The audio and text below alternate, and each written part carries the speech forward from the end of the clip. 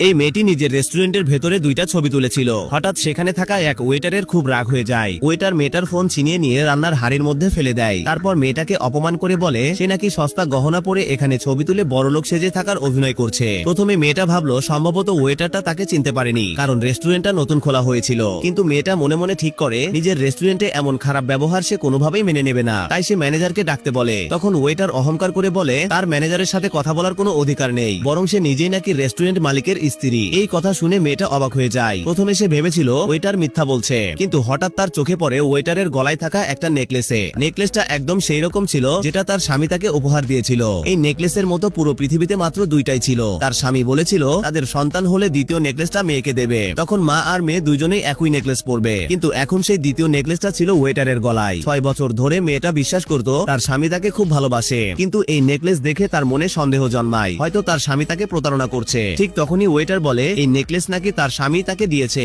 এটা নাকি খুব দামি আর বিশেষ গহনা। সে আরো বলে তার স্বামী এলে দুইজন মিলে মেয়েটাকে শিক্ষা দেবে। এই সময় মেয়েটার ননদের সন্দেহ হয়, সে দ্রুত নিজের মা বাবাকে সেখানে আসতে বলে। এদিকে ওয়েটারও একজন লোককে ফোন করে। সে বলে রেস্টুরেন্টে তাকে বিরক্ত করা হচ্ছে। লোকটা জানতো না ওয়েটার আসলে তার নিজের স্ত্রীর সঙ্গেই ঝামেলা করেছে। ফোনে লোকটা ওয়েটারকে আদর করে বেবি বলে ডাকে আর বলে সে এখনই আসছে এবং ওই মেয়েটাকে শাস্তি দেবে। মেয়েটা এইসব কথা শুনে ফেলে। ফোন রাখার পর ওয়েটার আরো বেশি দম্ভ দেখাতে শুরু করে। সে বলে এখন হাঁটু গেড়ে ক্ষমা চাইলেও কোনো লাভ হবে না, লোকটা এলে তারা মিলে মেয়েটাকে খুব খারাপ অবস্থা করবে। কিন্তু মেয়েটা ভয় পায়নি। সে দেখতে চেয়েছিল তার স্বামী এসে তাকে কিভাবে প্রতিক্রিয়া দেয়। ওয়েটার দেখে মেয়েটা ভয় পাচ্ছে না। সে চিৎকার করে বলে এখনই হাঁটু গেড়ে ক্ষমা চাইতে হবে, না হলে আজ তাকে এখান থেকে বের হতে দেওয়া হবে না। মেয়েটার ভাতিজি ভয়ে কান্না করছিল, সে বাড়ি যেতে চাইছিল। ওয়েটার তাকে ধমক দেয়, এমনকি শিশুটার উপর হাত তোলার কথাও ভাবছিল। তখন মেয়েটা ওয়েটারের আঙুল ধরে শক্ত করে মুচড়ে দেয়। ওয়েটার রাগে চিৎকার করে বলে সে নাকি রেস্টুরেন্ট মালিকের স্ত্রী। এই কথা শুনে মেয়েটা ওয়েটারকে জোরে ধাক্কা দিয়ে ফেলে দেয়। ওয়েটার লজ্জায় আর রাগে ক্ষিপ্ত হয়ে যায়।